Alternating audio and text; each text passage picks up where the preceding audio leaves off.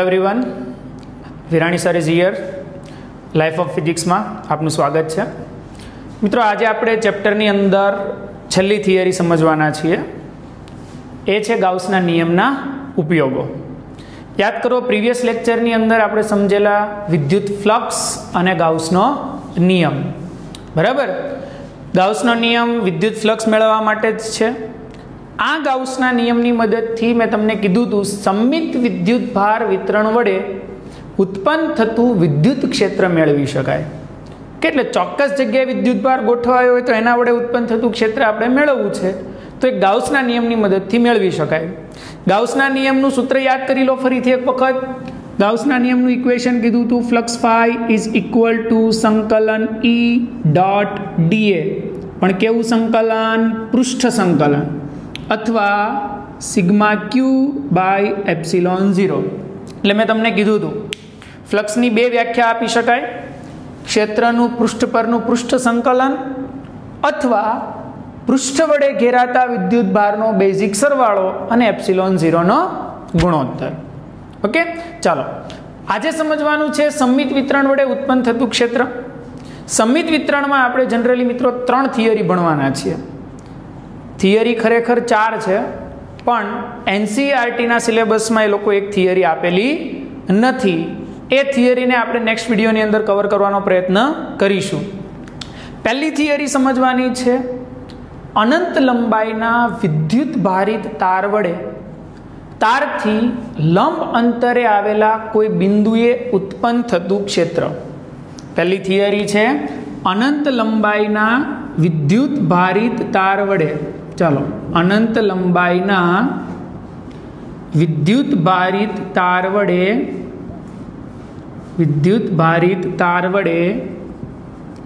તારથી લંબ અંતરે આવેલા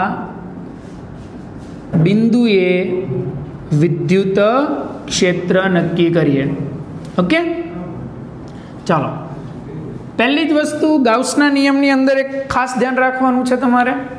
ગાઉસના નિયમમાં મેં તમને એક મુદ્દો કીધો છે, સિગ્મા ક્યુ શું લેવાનું છે? પૃષ્ઠ વડે ઘેરાતો વિદ્યુત ભાર, બહારનો વિદ્યુત ભાર નહીં. ઓકે, ચાલો.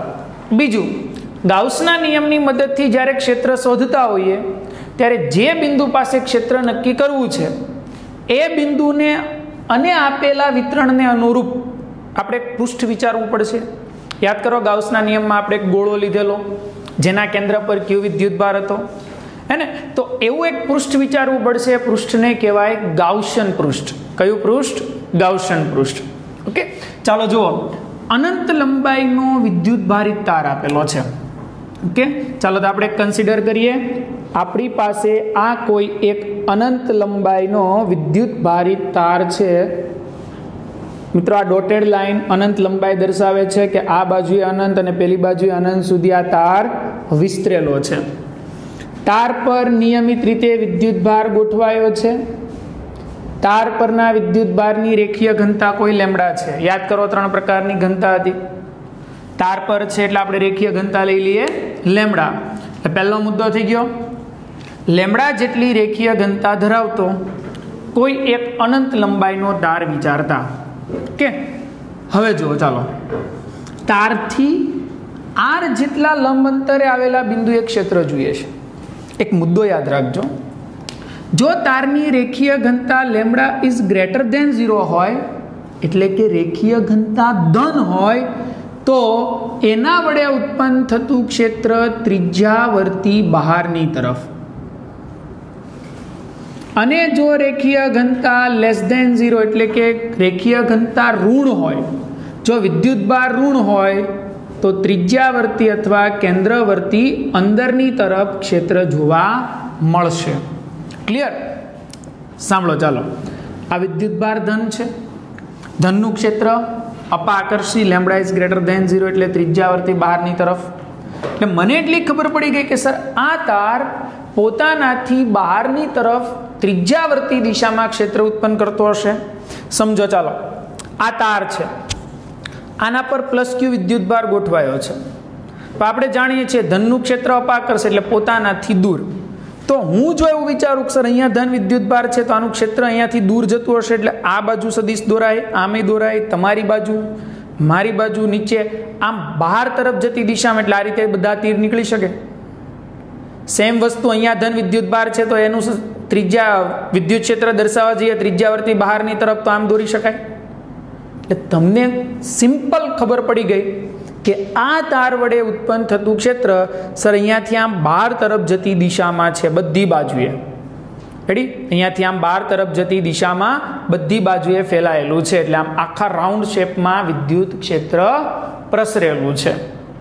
હવે ક્વેશ્ચન એવો છે, તારથી લંબ અંતરે આવેલા બિંદુએ ક્ષેત્ર જોઈએ છે. એક કામ કરો, ચાલો આ તારથી કોઈ આર જેટલા લંબ અંતરે એક બિંદુ વિચારી લો, P. બરાબર? હવે ઘણાને એવો વિચાર થશે, સર તમે ઉપર જ બિંદુ કેમ લીધું, નીચે ન લેવાય? લેવાય, કોઈ પ્રોબ્લેમ નથી, કારણ ક્ષેત્ર તો બધી જ બાજુએ ફેલાયેલું છે. એટલે હું કહેવા શું માંગુ છું, તાર છે, તારથી આર જેટલા લંબ અંતર, એટલે તારને લંબ થઈ ગયું. અહીંયા બિંદુ P છે ત્યાં મારે ક્ષેત્ર જોઈએ છે. હા, તમે અહીંયા બિંદુ લો તો કોઈ પ્રોબ્લેમ નથી, કેમ કે આ તારને લંબ જ છે. અહીંયા બિંદુ લઈ લો તો કોઈ પ્રોબ્લેમ નથી, લંબ જ છે. અહીંયા બિંદુ નીચેની બાજુએ લો તો કોઈ પ્રોબ્લેમ નથી, કારણ કે સર ફરતી બાજુએ ક્ષેત્ર છે જ. ઓકે, ચાલો તો આ બિંદુએ મને ક્ષેત્ર જોઈએ છે. બરાબર? મેં તમને કીધું એમ તમે નીચેની બાજુએ આર અંતરે બિંદુ લો તો એનાથી કોઈ પ્રોબ્લેમ નથી, કારણ જેટલું ક્ષેત્ર P પાસે હશે ને એટલું જ Q પાસે હશે, કારણ કે તારની લંબાઈ અનંત છે, જ્યારે આ અંતર એની સાપેક્ષે બહુ નાના છે. ચાલો, એટલે ક્વેશ્ચન સમજાઈ ગયો. અનંત લંબાઈનો તાર, તારથી આર જેટલા લંબ અંતરે બિંદુએ ક્ષેત્ર નક્કી કરવા છે. પહેલું કામ કરો, ચાલો જ્યાં ક્ષેત્ર જોઈએ છે ત્યાં ગાઉસિયન પૃષ્ઠ વિચારો. મિત્રો એક કન્ડિશન ખાસ મગજમાં ફિટ કરી દો, ગાઉસિયન પૃષ્ઠ કેવું લેવું એના કોઈ પર્ટિક્યુલર નિયમ નથી, પણ બને ત્યાં સુધી ગાઉસિયન પૃષ્ઠ એવું જ લેવાનું કે જેથી તમારે જે બિંદુએ ક્ષેત્ર જોતું છે બિંદુએ આવી જવું જોઈએ અને ક્ષેત્રએ આવી જવું જોઈએ. સમજાય છે વાત? બિંદુ અને ક્ષેત્ર બંને આવી જતા હોય એવું ગાઉસિયન પૃષ્ઠ લેવાનો વિચાર કરવો. તો આપણે એક કામ કરીએ, ચાલો અહીંયા ગાઉસિયન પૃષ્ઠ તરીકે કોઈ એક L લંબાઈ અને R જેટલા આડછેદની ત્રિજ્યા ધરાવતો નળાકાર વિચારીએ. L લંબાઈ અને R જેટલા આડછેદની ત્રિજ્યા ધરાવતો નળાકાર ગાઉસિયન પૃષ્ઠ તરીકે વિચારીએ. મિત્રો આ નળાકારની લંબાઈ છે L, આડછેદની ત્રિજ્યા છે R, જે તમે અહીંયા જોઈ શકો છો. ક્લિયર? હવે સાંભળજો, પણ એ નળાકાર એવી રીતે વિચારવાનો છે કે જેની અક્ષ તરીકે આપણો તાર હોય.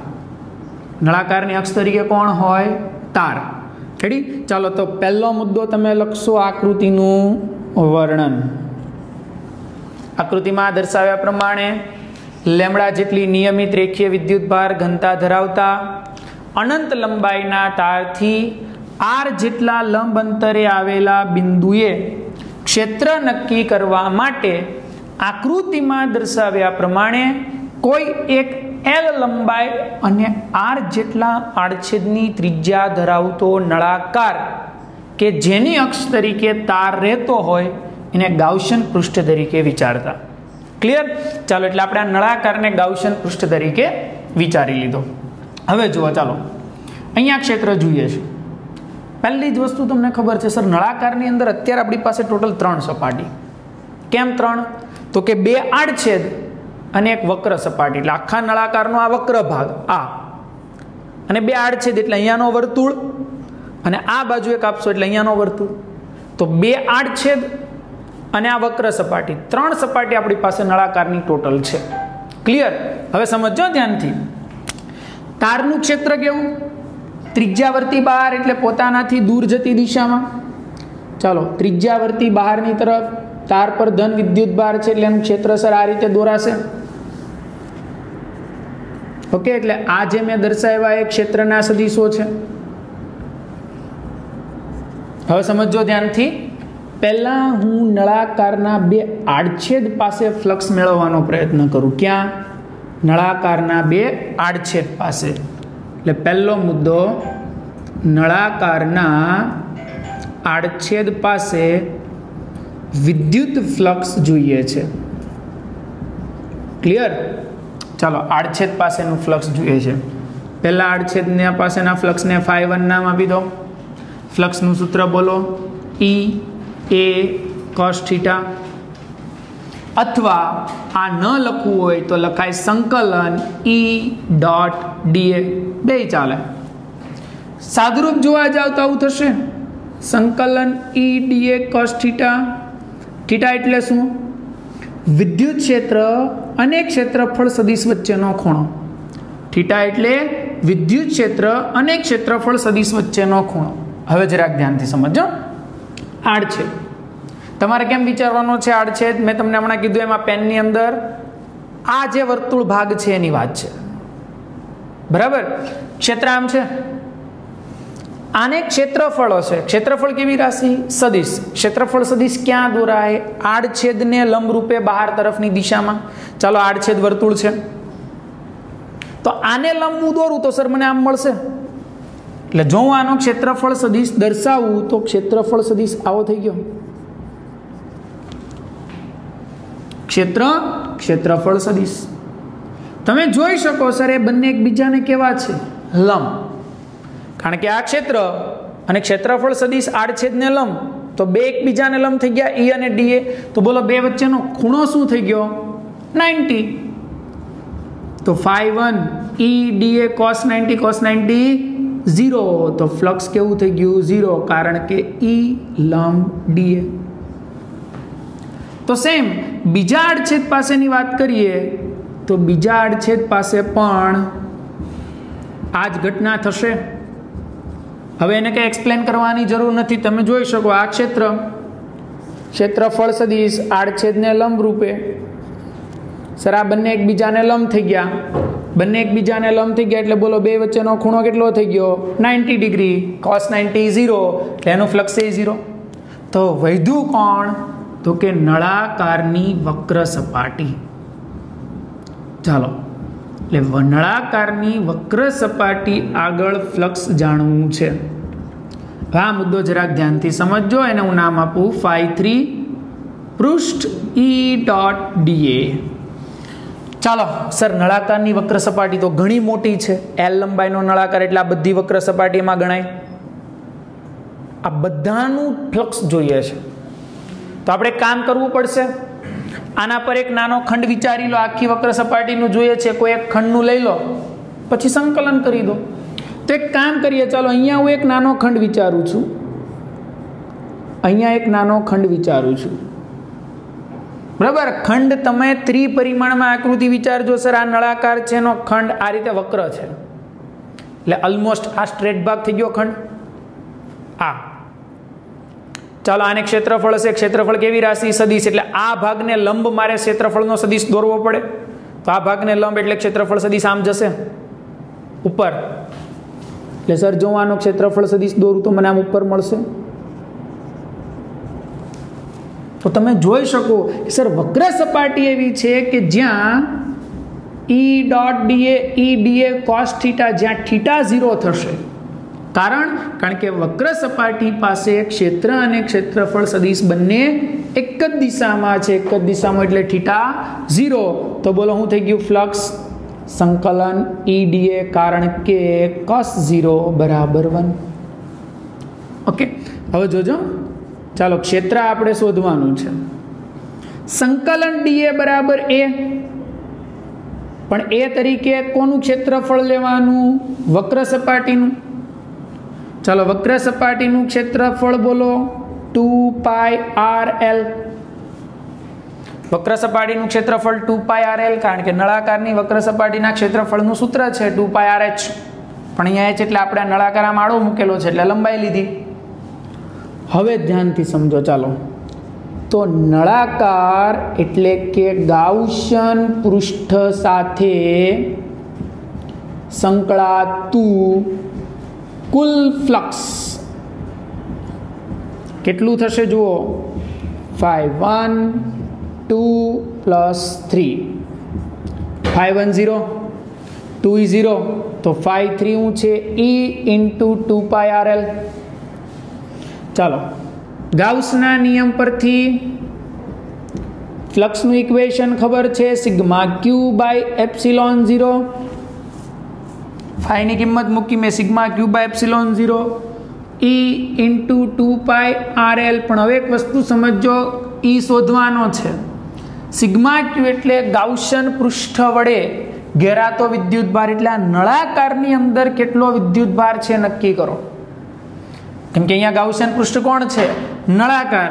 તો ચાલો એક કામ કરો, નળાકાર વડે ઘેરાતો વિદ્યુતભાર, નળાકાર વડે ઘેરાતો વિદ્યુતભાર જે મારા માટે ગાઉસિયન પૃષ્ઠ છે.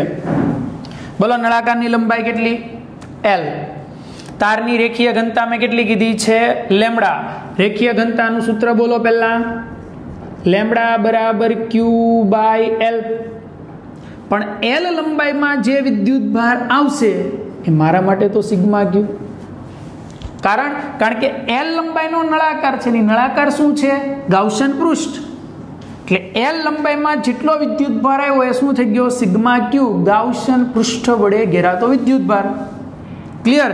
તો હું સિગ્મા ક્યુ બરાબર, જો હું સિગ્મા ક્યુ ને કરતા બનાવું તો સિગ્મા ક્યુ શું થશે? Lambda into L. તો સર આ નળાકારની અંદર જેટલો તારનો ભાગ છે એ તારના ભાગનો વિદ્યુતભાર થઈ ગયો લેમ્બડા ઇન્ટુ L. ચાલો આ કિંમત ત્યાં મૂકી દઈએ તો પદ આવું થઈ ગયું, lambda into L by epsilon 0 2 pi RL. L L cancel, તો E બરાબર લેમ્બડા 2 પાઈ R છેદમાં 2 પાઈ એપ્સિલોન 0 R. જો આને સદિશ સ્વરૂપે દર્શાવીએ, સદિશ સ્વરૂપે દર્શાવતા, ચાલો સદિશ સ્વરૂપે દર્શાવે તો આવું થશે, lambda upon 2 pi epsilon 0 R into R caret. કારણ કે તમે જોઈ શકો છો ક્ષેત્રની દિશા ત્રિજ્યાવર્તી દિશામાં છે. જો અહીંયા માઇનસ હોત તો તમે શું લખત? Minus R caret. કારણ માઇનસ R કેરેટ લખવાનું રીઝન, ક્ષેત્રની દિશા ત્રિજ્યાની વિરુદ્ધ દિશામાં, કેન્દ્રવર્તી અંદર. ઋણ હોય તો ધન છે તો ત્રિજ્યાવર્તી બહાર, એટલે ત્રિજ્યાની દિશામાં છે એટલે લખાય R કેરેટ. મૂલ્ય શું થઈ ગયું? E બરાબર lambda upon 2 pi epsilon 0 R. એક વસ્તુ માર્કિંગ કરો, તારનું ક્ષેત્ર અંતરના વ્યસ્ત પ્રમાણમાં છે. યાદ કરો, બિંદુવત વિદ્યુતભારનું ક્ષેત્ર અંતરના વર્ગના વ્યસ્ત પ્રમાણમાં, ડાયપોલનું ક્ષેત્ર અંતરના ઘનના વ્યસ્ત પ્રમાણમાં, અને અનંત લંબાઈના તાર વડે ઉત્પન્ન થતું ક્ષેત્ર અંતરના વ્યસ્ત પ્રમાણમાં. આમાં એક બીજી કન્ડિશન યાદ રાખજો, 2 વડે ગુણાકાર અને 2 વડે ભાગાકાર કરીએ જો આ સૂત્રનો, તો પદ આવું થશે, E બરાબર 2 લેમ્બડા 2 into 2 4 પાઈ એપ્સિલોન 0 R. હવે યાદ કરો 1 upon 4 પાઈ એપ્સિલોન 0 સમપ્રમાણતા અચળાંક K, તો 1 upon 4 પાઈ એપ્સિલોન 0 એટલે K લેમ્બડા બાય R. એટલે આ સૂત્રને બીજા સ્વરૂપે આ રીતે લખાય 2K લેમ્બડા બાય R. ખબર પડી વાતમાં? એટલે જો તમને થિયરી પૂછે કે ગાઉસના નિયમના ઉપયોગ તરીકે અનંત લંબાઈના તાર વડે તારથી લંબ અંતરે આવેલા બિંદુએ ક્ષેત્ર નક્કી કરો, તો આકૃતિ દોરીને આકૃતિનું વર્ણન દર્શાવો. ત્યાર પછી 3 સપાટી નળાકારની વિચારી લો, 2 આડછેદ અને 1 વક્ર. 2 આડછેદ પાસે ફ્લક્સ શું કામ 0 થાય એની સાબિતી આપો, લંબ છે. વક્ર સપાટીનું ફ્લક્સ જોઈ લો. નળાકારનું ટોટલ ફ્લક્સ એટલે ત્રણેયનો સરવાળો કરી દો. હવે ગાઉસનો નિયમ મૂકી દો, પણ ગાઉસના નિયમ માટે પહેલા સિગ્મા ક્યુ શોધવો પડશે. એ સિગ્મા ક્યુ આપણને અહીંયાથી મળી ગયો રેખીય ઘનતાના સૂત્રથી. કિંમત આમાં મૂકી દો એટલે અનંત લંબાઈના તાર વડે ઉત્પન્ન થતું ક્ષેત્ર આપણને મળી જાય. એ જ સૂત્રને આપણે બીજી રીતે આમ પણ દર્શાવી શકાય. હવે અનંત લંબાઈનો તાર એટલે સમમિત વિતરણ થઈ ગયું, તો એના વડે ઉત્પન્ન થતું ક્ષેત્ર આ રીતે મળ્યું. બીજું, ઘણાને મનમાં એવો સવાલ થાય, સાહેબ આ તો તાર છે કે જેના પર લેમ્બડા જેટલી રેખીય ઘનતા છે, પણ આપણને એવું પૂછવામાં આવ્યું તારના બદલે કે આપણી પાસે કોઈ અનંત વિસ્તારનું સમતલ છે. સમજો, હવે હું દ્વિપરિમાણમાં જાઉં છું. તાર એક પરિમાણ 1 ડાયમેન્શન હતો. હવે આપણે દ્વિપરિમાણમાં વાત કરવી છે. આપણને પૂછવામાં આવ્યું કે અનંત વિસ્તારના સમતલ વડે, અનંત વિસ્તારના સમતલ વડે, સમતલથી લંબ અંતરે આવેલા બિંદુએ વિદ્યુત ક્ષેત્ર નક્કી કરો. અનંત વિસ્તારના સમતલ વડે સમતલથી લંબ અંતરે આવેલા બિંદુએ વિદ્યુત ક્ષેત્ર નક્કી કરો. ચાલો, એટલે ગાઉસના નિયમમાં ઉપયોગ તરીકે બીજી થિયરી, અનંત વિસ્તારનું સમતલ. હવે સાહેબ આપણે સમતલ વિચારવાના છીએ જે અનંત વિસ્તાર સુધી ફેલાયેલું છે. આકૃતિ દ્વિપરિમાણમાં વિચારજો. આ સમતલ આ રીતે ક્રોસ પડેલું છે. આખું સમતલ વિદ્યુત ભારિત છે. હવે સમતલ દ્વિપરિમાણમાં રાશિ. હવે જાણો છો બધા, સમતલ એટલે પૃષ્ઠ જેને ક્ષેત્રફળ હોય, પણ આ તો અનંત વિસ્તારનો છે એટલે આના ક્ષેત્રફળને તો આપણે ધ્યાનમાં લેશું નહીં. ઓકે, તો આના પરનો જે વિદ્યુત ભાર પથરાયેલો છે એની પૃષ્ઠ ઘનતા લઈ લો, સિગ્મા. પૃષ્ઠ વિદ્યુત ભાર ઘનતા. હવે સવાલ એવો પૂછ્યો છે કે આના વડે, આનાથી લંબ અંતરે આવેલા બિંદુએ ક્ષેત્ર નક્કી કરો. પહેલા તો એ વિચારજો આ સમતલ કઈ રીતે છે તમને ખબર હોવી જોઈએ. ચાલો, આ રીતે સમતલ છે. આ ભાગ અનંત, આ ભાગે અનંત, અને ચારેય બાજુ અનંત સુધી પથરાયેલી છે. ઓકે, આના પર ધન વિદ્યુત ભાર ગોઠવાયેલો છે. ઋણય હોઈ શકે. ધન હશે તો ક્ષેત્ર અપાકર્ષી અને ઋણ હશે તો ક્ષેત્ર આકર્ષી. ક્લિયર? આનાથી લંબ અંતરે આવેલું બિંદુ, સર લંબ અંતર એટલે આને આમ લંબ થઈ જાય, અહીંયા લઈ લો, મજા આવે તો આ બાજુ લઈ લો. લંબ રહેવું જોઈએ, સમતલ ને લંબ. ક્લિયર? ચાલો, આ બાજુ અથવા આ બાજુ કોઈ પણ જગ્યાએ બિંદુ વિચારો, ત્યાં ક્ષેત્ર જાણવું છે. બરાબર? સમતલથી લંબ અંતરે આવેલા બિંદુએ ક્ષેત્ર જાણવું છે. તો એક કામ કરો, પહેલા જ મેં તમને કીધું ગાઉસના નિયમનો ઉપયોગ કરીએ છીએ એટલે આપણે શું વિચારવાનું? ગાઉસિયન પૃષ્ઠ. હવે તમે જાણો છો કે સર આ ધન છે એટલે સર આનું ક્ષેત્ર આમ અપાકર્ષી આમ જતું હશે, આ બાજુ હશે, એટલે આનું ક્ષેત્ર આમ જતું હશે. ઓકે, ચાલો ગાઉસિયન પૃષ્ઠ વિચારીએ. અહીંયા વચ્ચે પણ ક્ષેત્ર છે. એક કામ કરો, સેમ કન્ડિશન, તમારે બહુ થિયરી ડિટેલમાં યાદ ન રાખવી પડે એટલા માટે આપણે સેમ કન્ડિશન લઈ લઈએ. જેમ તારની અંદર આપણે નળાકાર ગાઉસિયન પૃષ્ઠ વિચારેલું, એમ આમાં એવું કરીએ, જેના આડછેદનું ક્ષેત્રફળ એ હોય એવો એક સમતલને લંબ નળાકાર વિચારો.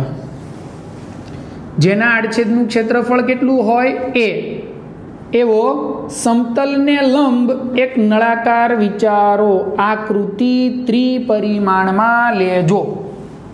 કઈ રીતે આકૃતિ વિચારશો? ચાલો થિંક કરો. આકૃતિને તમારે એવી રીતે વિચારવાની છે કે નળાકાર સમતલમાંથી પસાર થાય છે. રેડી? મેં તમને કીધું એમ, માની લો કે આ સમતલ છે, નળાકાર આમાંથી જાય છે. આ જે પેન ગઈ ને આ રીતે, બરાબર?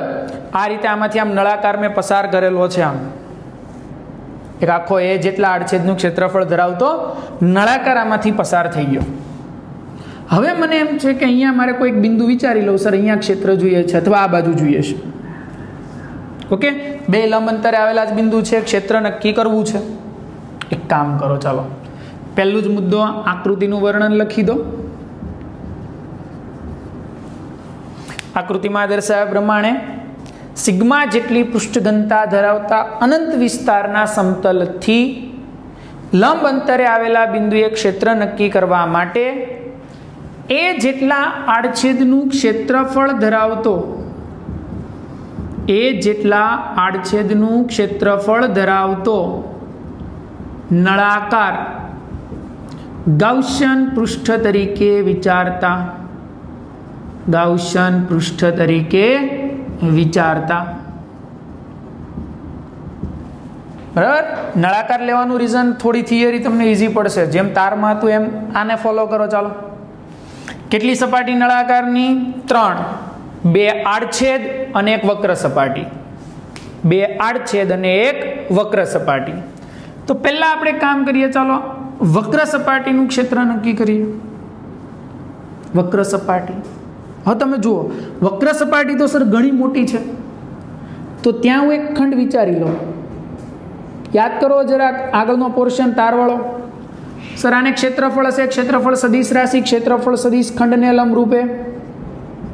મેં તમને હમણાં કીધું હતું ખંડને લંબ રૂપે.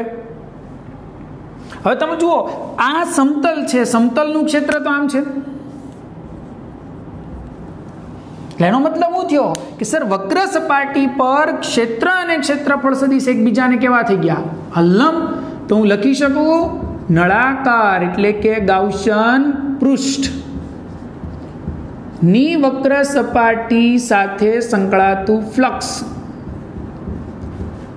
સાથે સંકળાતું ફ્લક્સ. બોલો ડાયરેક્ટ, ચાલો સિમ્પલ જ છે, 0. કારણ કે વક્ર સપાટી પર ક્ષેત્ર અને ક્ષેત્રફળ સદિશ એકબીજાને લંબ છે. cos 90 0, એટલા માટે ફ્લક્સ એ 0. તો વધ્યું શું? બે આડછેદ.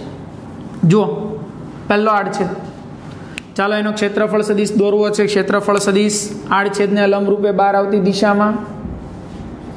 આ બાજુની વાત કરીએ, ચાલો આ બાજુ ક્ષેત્ર આમ છે ને, ક્ષેત્ર આમ છે. ક્ષેત્રફળ સદિશ આડછેદને લંબ રૂપે બહાર આવતી દિશામાં. તમે જોઈ શકો આકૃતિમાં કે સર આડછેદ પાસે ક્ષેત્ર અને ક્ષેત્રફળ સદિશ બંને એક જ દિશામાં છે. તો આડછેદ પાસે સંકળાતું ફ્લક્સ φ2 અને φ3 સમાન હશે ને, કેમ કે જેટલું આનું ક્ષેત્રફળ છે એટલું જ આનું છે, જેટલું અહીંયા ક્ષેત્ર છે એટલું જ અહીંયા ક્ષેત્ર છે ને.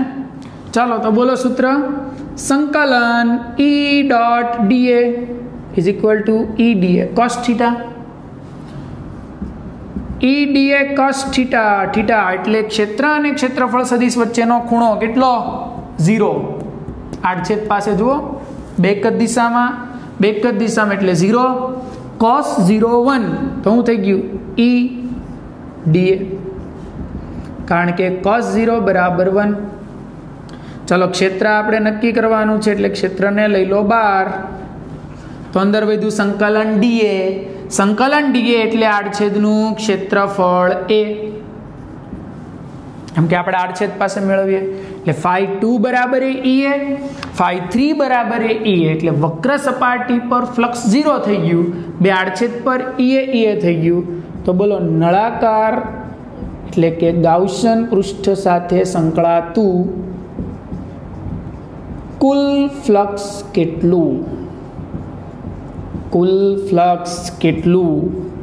1 + 2 + 3, જેમાં φ1 છે 0, 2 છે EA અને 3 છે EA. EA + EA is equal two 2EA. ચાલો હવે કરીએ ગાઉસના નિયમનો ઉપયોગ. ગાઉસના નિયમ પરથી બોલો ફ્લક્સનું સૂત્ર, σq/ε0 is equal two 2EA. σq એટલે શું? ગાઉસિયન પૃષ્ઠ વડે ઘેરાતો વિદ્યુત ભાર. હવે આ થોડું અગત્યનું છે, જરાક જોજો. બોલો અહીંયા ગાઉસિયન પૃષ્ઠ તરીકે કોણ છે? નળાકાર.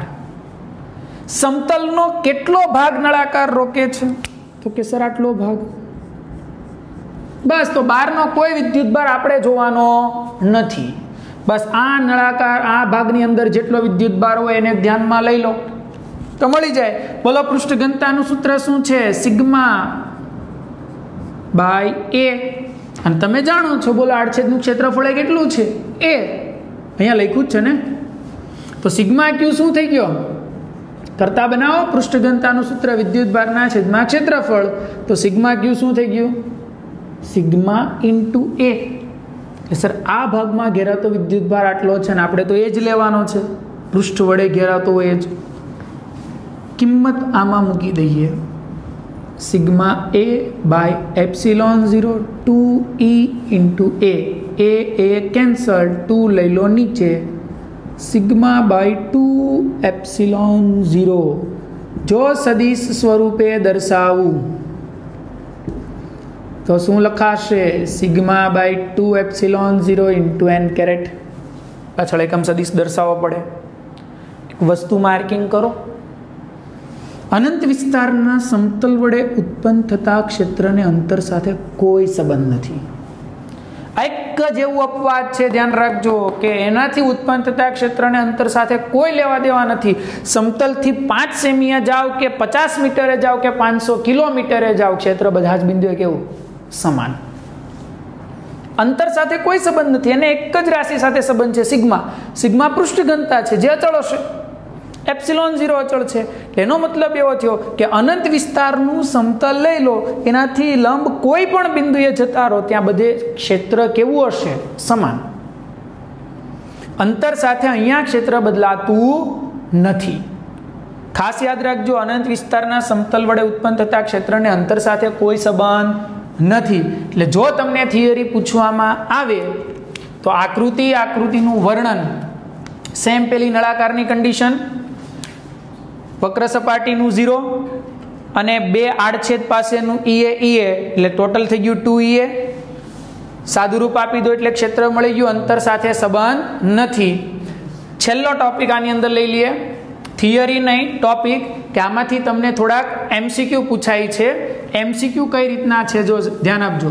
અંતર સાથે સંબંધ નથી, હું એક સોલ્વ કરાવું છું, બાકીના તમારે ઘરેથી સોલ્વ કરવાના રહેશે. જો ચાલો, અહીંયા એક સમતલ આપ્યું છે જેની પૃષ્ઠ ઘનતા પ્લસ સિગ્મા. અહીંયા સમતલ આપ્યું છે એની પૃષ્ઠ ઘનતા પ્લસ સિગ્મા. આમાંથી આવા ક્વેશ્ચન પૂછાય છે, ધ્યાન આપજો. તો આ P બિંદુ, Q બિંદુ અને R બિંદુ પાસે ક્ષેત્ર કેટલું? બે સમતલ છે, P, Q અને R પાસે ક્ષેત્ર પૂછ્યા. જો આવા ક્વેશ્ચનો આવે ત્યારે ખાસ ધ્યાન રાખજો. એક કામ કરો, થોડી વાર માટે આ સમતલને ભૂલી જાઓ, બીજા સમતલને થોડી વાર માટે ભૂલી જાઓ. પહેલા સમતલને જુઓ, ધન છે એટલે સર ક્ષેત્ર અપાકર્ષી આમ દૂર જતું હશે.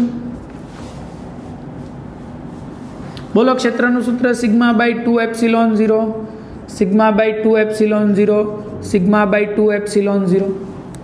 થોડી વાર આને ભૂલી ગયા છે. હવે એક કામ કરો, થોડી વાર માટે આને ભૂલી જાઓ, આનું ક્ષેત્ર દર્શાવો. સર એનું દર્શાવો, એનું અપાકર્ષી ધન છે ને, sigma by 2 epsilon 0, sigma by 2 epsilon 0, sigma by 2 epsilon 0.